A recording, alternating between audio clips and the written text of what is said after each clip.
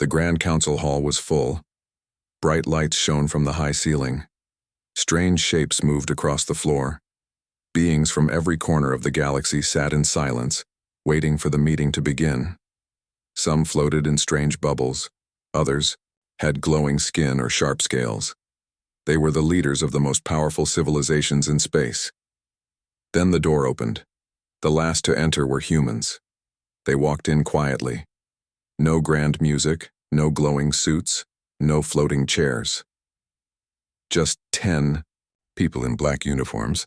They stood tall but did not speak. Their eyes moved across the room, calm and steady. The others stared. Then the whispers began. Are those the humans? They look so plain. Why did we even invite them? The Zorkan delegate, with 6 green eyes and a long silver robe, let out a loud laugh. This is a joke, right? You called these creatures to our council. More laughter followed. The council hall filled with mocking voices. Their ships are weak. They still use metal tools. They've only been in space for a few hundred years.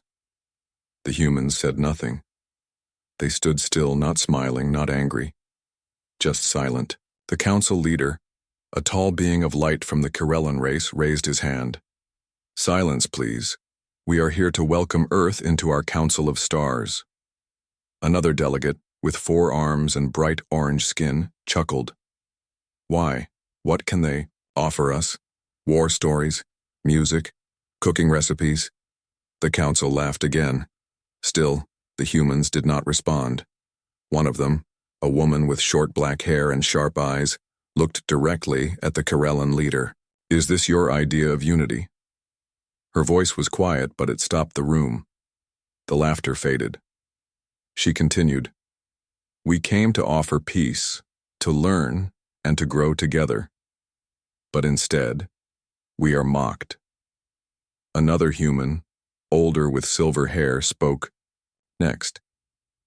You speak of being advanced, but we see children in this room, afraid of what they do not understand.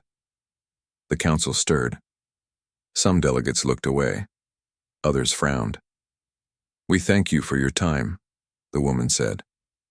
Then, without another word, the humans turned and walked out of the council hall.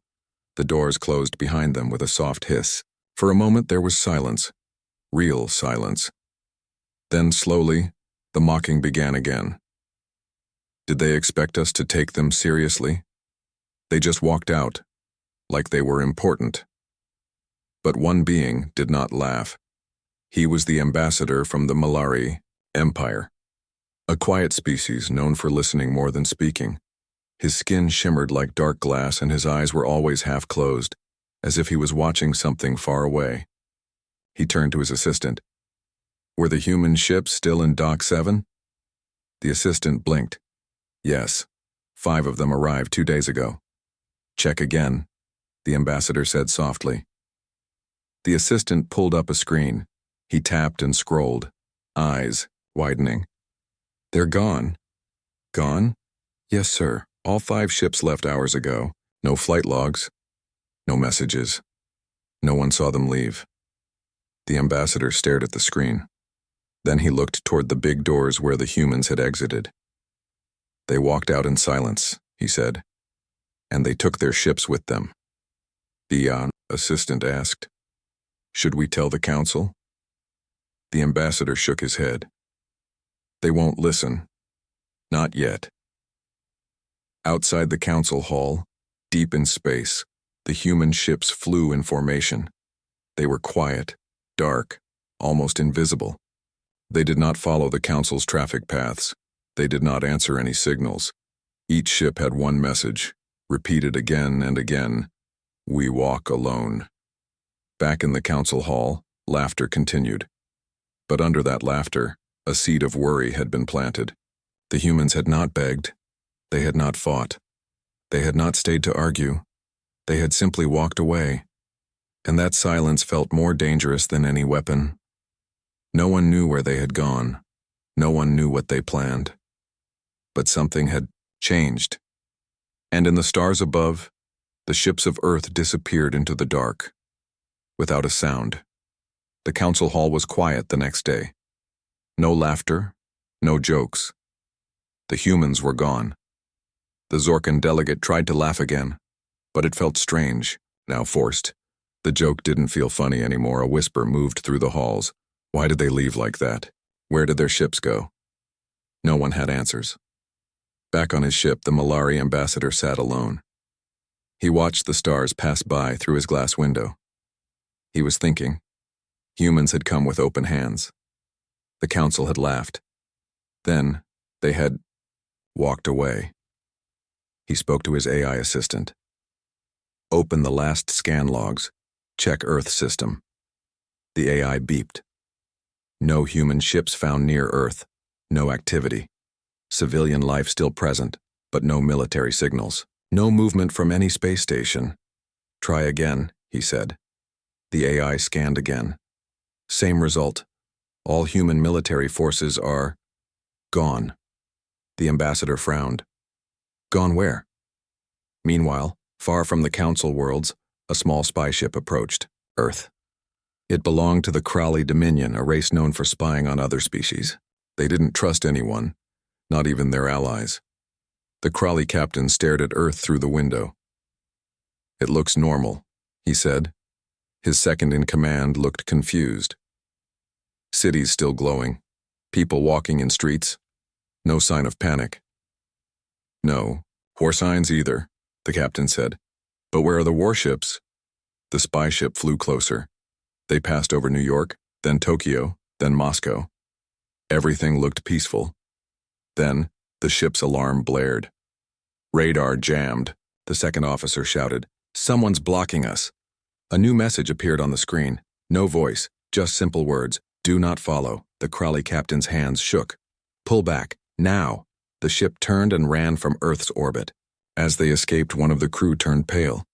We didn't see anything. But I feel like we were being watched the whole time. The captain nodded. Humans are hiding something. Back at the council, panic was growing. They left our council. They stole their ships. They're hiding from us. The council leader stood up. Enough! We will not fear a small race like Earth. But even he looked nervous. Another delegate spoke. We need to find out what they're planning. We can't just sit here. A plan was made. A small scout fleet would follow any signs of human activity. 3 ships were sent. They followed weak signals, strange energy readings from a far edge of the galaxy. An area no one visited. Empty space. As the ships reached the edge, something appeared. A structure. It floated near a black hole. Giant. Silent. Metallic. Older than anything they had seen. What is this? The scout leader whispered. Another pilot zoomed in. The structure was a station, massive and dark, and surrounding it were ships. Hundreds of ships, Earth ships. But these weren't the ships the council had seen before. These were newer, bigger, covered in strange black armor. No lights, no sounds. One of the scout ships tried to scan. The screen went black. The pilot screamed. I saw something. For a second. What did you see? The commander asked. The pilot trembled. It was like they looked at me. The ships like they knew I was there. The command ship sent one image back to the council before they lost connection. The image was blurry, full of static, but clear enough. Dozens of Earth warships floating in formation around the black hole. Silent. Waiting. Back at the council hall, the image caused chaos. This isn't possible. Earth can't build that. They're hiding weapons. This is a threat. But the Malari ambassador spoke calmly. No, he said. This is a message. What kind of message? The Kirellan leader asked. He looked at the image again. They are not planning war. They are showing us something. He pointed at the black hole in the image. That is the oldest force in the universe. Death, time, silence. And yet, they built their base next to it. They are not afraid of it, another delegate whispered. So what are they afraid of? The Malari ambassador replied. Nothing. Outside the council hall, fear spread. What if the humans had been watching all along? What if they were never weak? What if they were always waiting? And now, what if they had stopped waiting? Somewhere deep in space, the Earth fleet floated like ghosts, no movement, no message, just a silent warning. You laughed, now, listen. To be continued. The image of the human fleet near the black hole spread quickly through the galaxy. Every major species had seen it. Some didn't believe it was real. Others said it was faked. But deep down, everyone felt the same thing. Fear. The humans had vanished from the council, taken their ships and gone to a place no one dared to go. Near a black hole, where time and space twisted. And somehow they had built a secret base there. But that wasn't the scariest part. It was the silence. The humans weren't making threats. They weren't attacking. They weren't saying anything at all. They were just waiting. The Malari ambassador sat in his dark room studying the image again and again. He zoomed in. One of the human ships had markings on it, not in English, not in any known language. Strange symbols carved into the hull like old ruins. He tapped his assistant.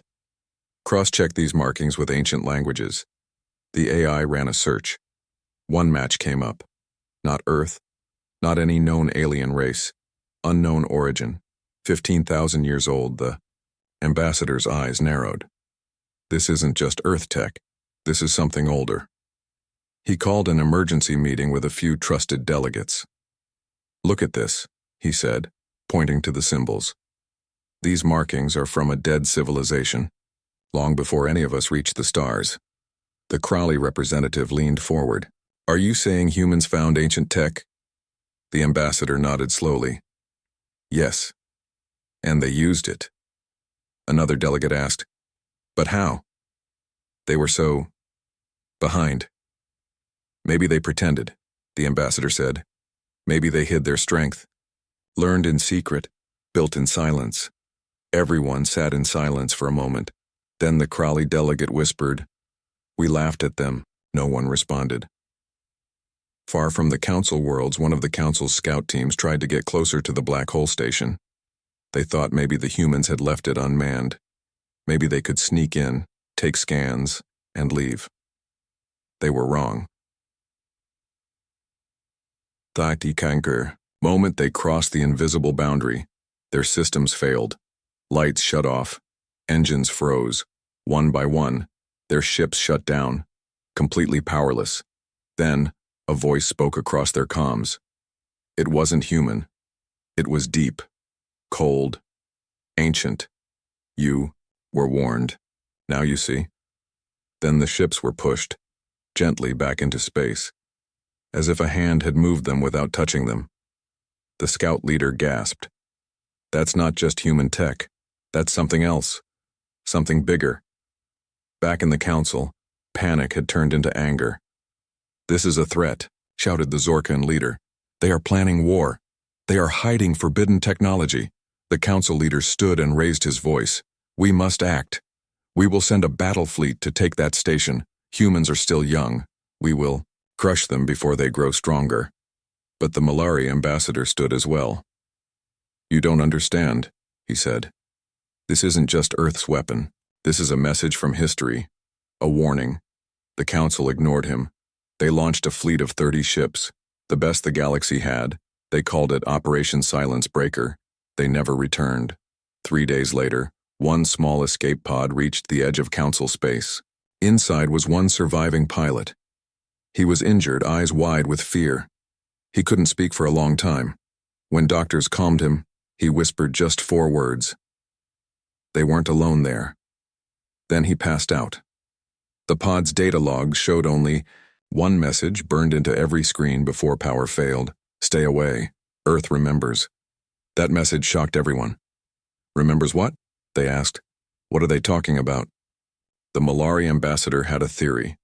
He pulled up ancient files, forgotten records buried deep in council archives. Files from thousands of years ago, before the council was formed. Wars, planet killers, forbidden technologies. One race stood out. Never named, only called the Forgotten Ones. a species that vanished after leaving behind massive weapons and strange machines. Many believed those were myths, but the ambassador wasn't sure anymore. What if, he said, the humans didn't just find this technology? Everyone looked at him. What if, he continued, they were chosen by it? No one answered, because deep down, they all remembered the silence, the walk away, the black hole, and the ships, watching. It happened without warning, no signal, no message, no voice, just fire in the sky. The planet Varnak was one of the Council's most important military bases. It had giant defense towers, powerful space shields, and hundreds of warships in orbit. Everyone believed it was safe, untouchable. Then one day, it went dark. First, the power grid failed. Then, every ship in orbit stopped moving. The last message sent from Varnak was short. They are here. And then silence. When a Council rescue team arrived hours later, they found no bodies, no smoke, no battle damage. The lights were off. The computers were dead.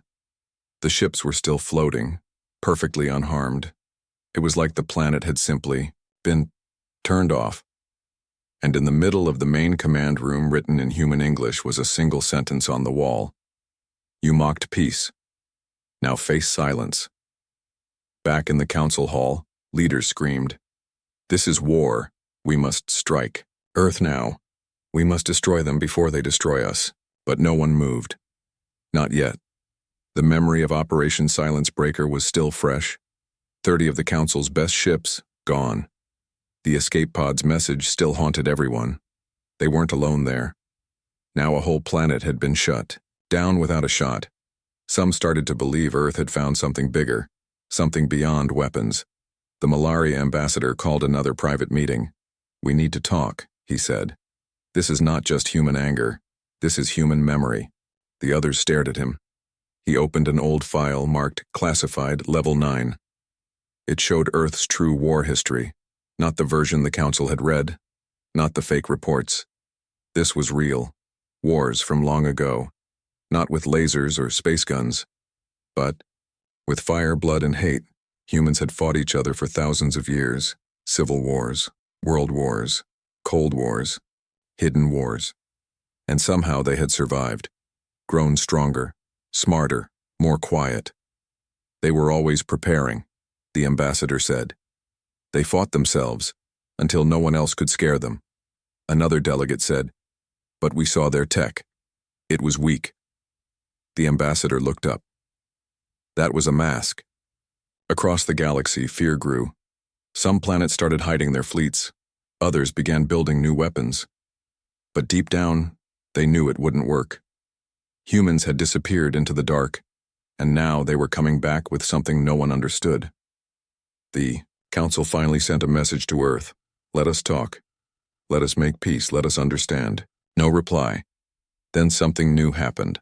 A massive object appeared above the Council's capital planet, Varela Prime. It was not a ship. It was not a weapon. It was something else. Black, quiet, floating like a shadow in space. Everyone on the planet could see it in the sky. Panic started. People ran into shelters. Defense systems powered up. But nothing happened. No attacks. No movements. Just silence. Then all the screens across the planet turned on at the same time. A human appeared. He wore a black suit. No medals, no symbols, just plain clothes. His face was calm. His voice quiet. "You laughed. We listened. Now we speak." Every corner of the planet heard the voice. He looked at the camera for a long second, then said, "We came to you with open hands. You mocked us. You called us small, weak, slow, so we left." The Council leader tried to reply, but his mic didn't work. None of the systems did. The human continued. "We watched. We waited. We learned. And now, we offer you one last choice." He raised his hand. "One path is pride. Continue your games. Hold your crowns. Build your fleets. Keep laughing." He lowered his hand. The other path is respect. Let go of ego. Step down from your throne. Join us, not above us. He looked directly into the camera again. We do not want war. We do not want your planets. We only want one thing. He paused. Silence. Then, all the screens went dark. No, one moved. Then the lights across the capital planet flickered and went out. Complete blackout. For 5 minutes, Virella Prime stood in darkness. No power, no signals, no heat. Then, the power returned. Everything worked again. No damage, no harm. But everyone on the planet knew. That was a warning, a show of power, a message. The council met again. Some wanted revenge, others wanted surrender. But, deep inside, they all knew something simple, something clear. The humans weren't just angry, they had outgrown them. And now, they were speaking in silence. After the blackout on Virella Prime, the council could no longer pretend. No more jokes, no more laughter. The humans had made their message clear, without firing a single shot. But still, no one knew what they were truly planning. Where had they gone after leaving the council? What had they found near that black hole, and who was helping them? Because by now it was obvious, humans were not alone anymore. The Malaria ambassador sat quietly in his chamber, studying ancient maps. He searched for signs, lost symbols, whispers from the past. And then, he found something. A match. A forgotten story from before the council was formed. A dead world, burned from orbit. Strange black ships had been seen above it. Ships that did not speak. Ships that only watched. The same design as the human ships now. The ambassador sat back. This is not just technology, he whispered. This is legacy. He called a meeting, but not with the full council. Only a few joined, races that still wanted peace, or at least truth. He showed them the images. This is what humans found, he said. Not weapons, not machines, but a path, something older than any of us. The Crowley agent leaned forward. What if it's not just a path? What if it's an invitation? Everyone looked at him. What if these ancient ships chose the humans? What if they saw something in them that they didn't see in us? No one answered. Meanwhile, across the galaxy, strange events continued. Satellites near human territory stopped working. Ships that entered Earth space vanished but not destroyed, just lost. When search crews were sent, they returned confused. Memories broken. Systems wiped. One pilot said, I heard voices, not in my ears but in my mind. Another whispered, they showed me something, a city made of stars. Then it was gone. The council tried again. They sent another message to Earth. We offer peace, talks, respect. Again, no reply. Then a message finally came. But it didn't come from Earth. It came from one of the human ships, the ones near the black hole. Just 4 words. Come and listen. Alone. The council was confused. Alone? Who should go? They argued. For hours, but in the end, the Malaria ambassador volunteered. I understand silence, he said. Let me go. He took a small ship. No weapons, no escort. Just him and his thoughts. As he approached the black hole, the massive human ships appeared like ghosts. They let him pass. No scans, no shields, no warnings. Just silence. He landed on a platform that floated in the dark, pulled by invisible gravity. There was one door. It opened. He stepped inside. The room was simple, round, empty, except for one human. It was the same man who had spoken through the broadcast before. The man smiled kindly. You came. The ambassador bowed slightly. I came to understand, the man nodded. Then listen. They sat down and the man began to speak. Not about war, not about weapons, but about time. About how humanity had learned to be quiet. About how they had watched the galaxy tear itself apart with pride. about how every great empire had fallen from its own ego, and about how the humans had walked away, not in fear but in patience. "We could have fought back when you laughed at us," the man said. "But we didn't. We could have built armies, made threats, shown strength, but we didn't," the ambassador asked. "Why not?" The man looked at him. "Because we remembered. We remembered what it felt like to be small, to be crushed, to be forgotten." He paused. "But we also remembered something else, what happens when quiet people stop being quiet." The room grew colder. Outside, the black hole turned slowly, pulling stars into its mouth. The ambassador felt it, not fear, but understanding. "These ships," he whispered, "they are not just tools." The human nodded. "They are memories." "Whose memories?" The human looked at the stars. "Yours, ours, everyone who was ever told they didn't belong." The ambassador stood up slowly. "What do you want from the council?" The man answered, "Nothing." "Then why did you bring me here?" "To show you what comes next." And then, for a moment, the walls disappeared. The ambassador saw the future. A galaxy not ruled by power but by balance. A council where silence was not weakness but wisdom. A place where humans did not lead, but helped others grow. And then the vision faded. The human stood. "You can go now," he said. The ambassador nodded. "I will tell them what I saw." The human smiled again. "Some will listen, most won't, that's okay." "Why?" The human looked out at the stars. "Because when the time comes, we'll walk away again." When the Malari ambassador returned from the black hole, he was quiet. He said nothing for 3 days. His aides watched him closely. They saw something different in his eyes. He was no longer afraid. He was calm. Finally, the council summoned him. The chamber was full. Angry voices, questions, demands. What did the humans say? Are they planning to attack? Did you bring back terms for peace? The ambassador stood at the center of the great hall. He looked around at the powerful leaders of the galaxy, and he said only one sentence. "They don't want anything." Silence followed. "Nothing?" That made no sense. Races that gain power always want something.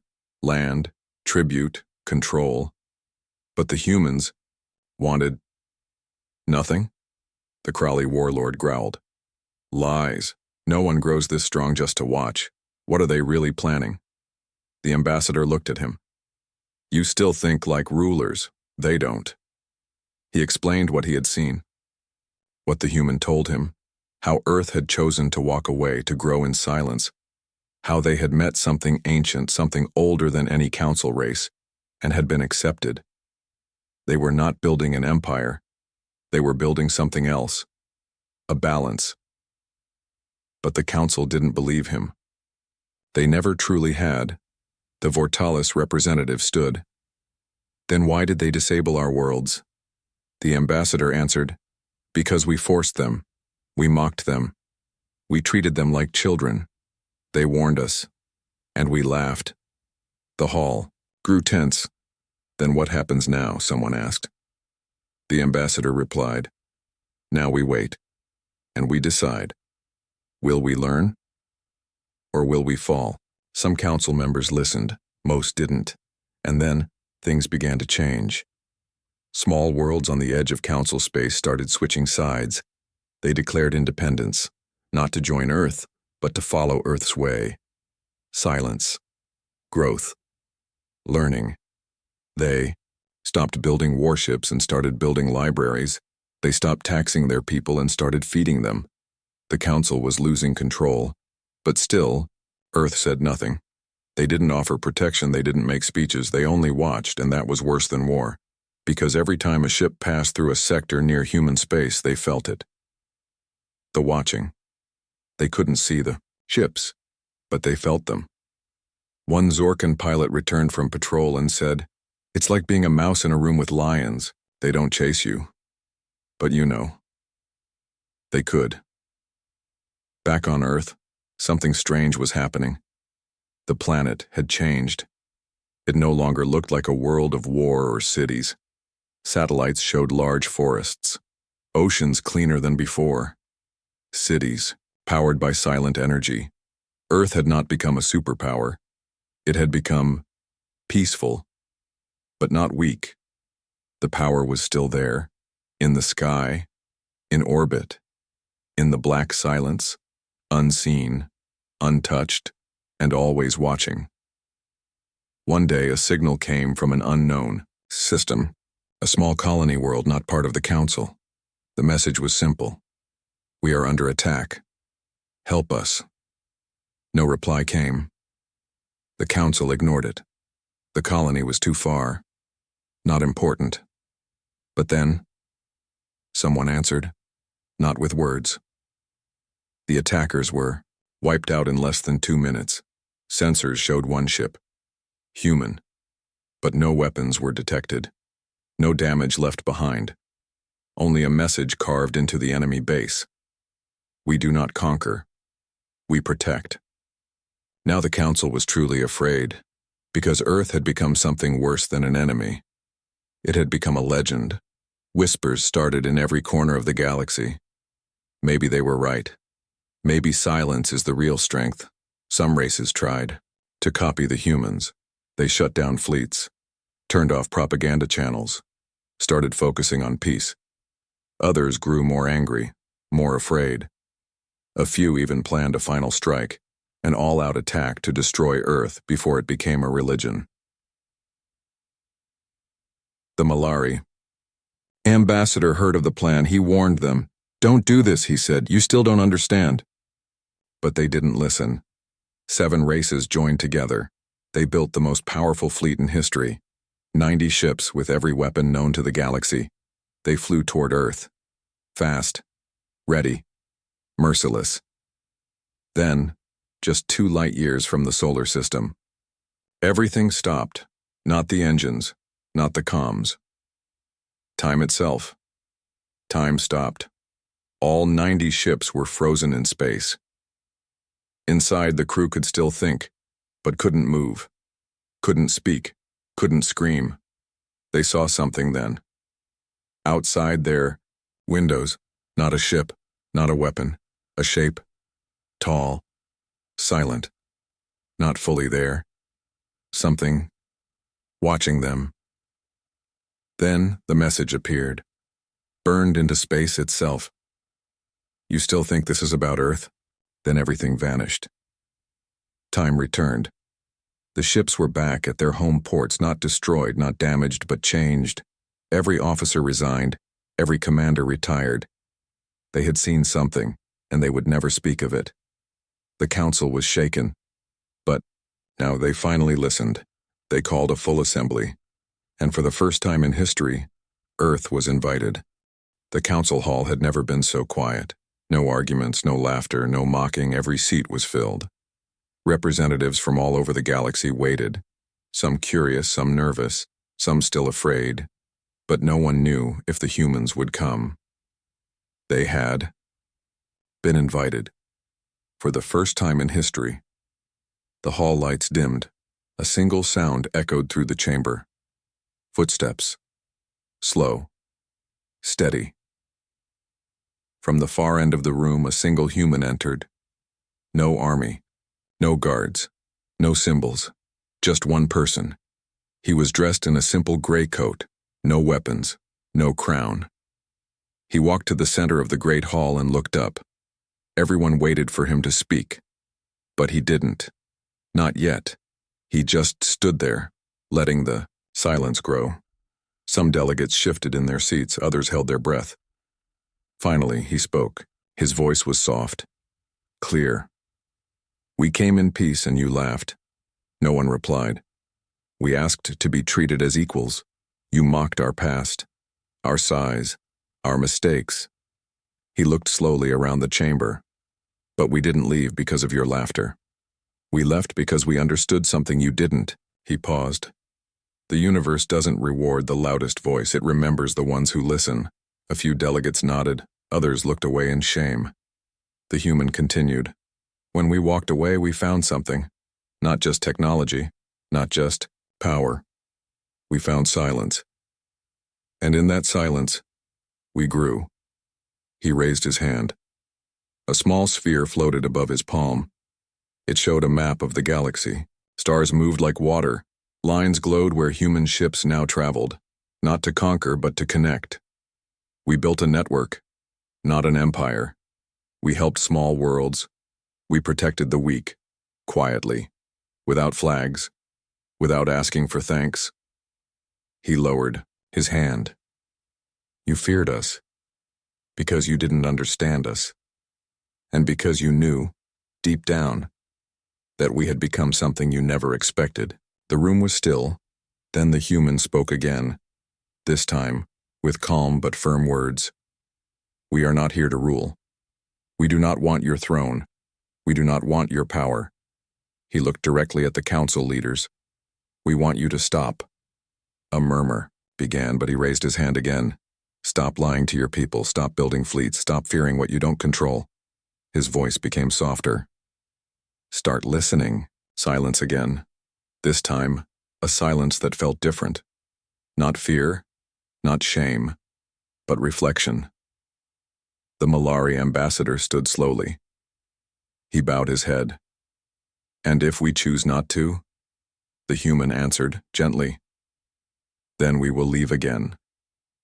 But this time, he added, we won't come back. That struck deep, because now they understood. The real fear was not that humans would attack. It was that they would vanish and leave the galaxy to destroy itself. A young delegate from a small moon stood. Her voice was shaky but sincere. And if we change, if we listen, will you stay? The human looked at her. He smiled softly. Yes, but not as rulers, as friends, as watchers, as quiet voices who remind others that peace is harder but better than war. The chamber filled with a low hum, not noise, not applause, but something else. Respect. For the first time, the council saw the humans for who they truly were. Not just survivors, not just fighters, but teachers, keepers of balance. The human nodded once and turned to leave. He did not wait for votes. He did not need approval, because the humans had already decided their path, and this time the galaxy would have to decide its own. As he walked away, screens across the chamber lit up. They showed images, small worlds healing, alliances being formed, children from different species playing together on human-built stations. No speeches, just pictures. Proof. By the time the human reached the exit, the delegates had made their choice, not by vote, but by silence. They stood, every one of them, in silence, to honor the ones who had once been laughed at, but chose not to laugh back. Outside the chamber, the stars waited. The human stepped onto his ship. He looked out at the galaxy one last time. Then he whispered to himself, "They're ready now." The ship disappeared into the dark. No light. No sound. Just the quiet hope that maybe, this time, the galaxy had learned.